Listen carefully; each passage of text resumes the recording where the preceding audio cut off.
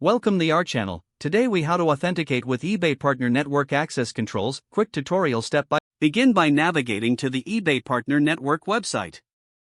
Log in to your account using your credentials. Once logged in, locate the Access section in the main menu. Click on Access Controls to enter the Access Management page. Here, you will find an overview of your current access settings. To add a new user, click on the Add User button. Fill in the required fields, including the email address of the new user. Define the user role by selecting from the available options. These roles determine the permissions the user will have within your account. After setting the role, click Save to confirm the new user settings. If you need to edit an existing user, find their name in the list. Click on the Edit option next to their name to modify their access.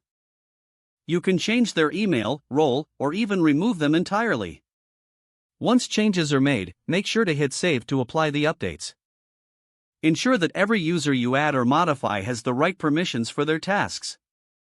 This process helps maintain security while allowing collaboration. For further customization, explore the advanced settings available in the Access Controls section. Make sure to review your access controls periodically for any necessary adjustments. Following these steps helps ensure effective access management within your eBay Partner Network account. If the page does not load, refresh the browser or try again in a private or incognito window. Make sure you are using the correct email address, then retype it carefully to avoid small typos. If your password is not accepted, use the Reset option and create a new strong password you can remember.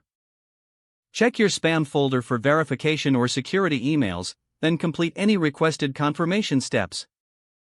Enable two-factor authentication if available to improve account security and reduce unauthorized access risk. After signing in, review your profile details so your contact information and settings are accurate and current. If you see an error message, note it down and try again after restarting your device and internet connection. Log out when you finish, especially on shared devices, to keep your account and payment information secure. If the page does not load, refresh the browser or try again in a private or incognito window. Don't forget to like this video and subscribe to our channel for more step-by-step tech guides.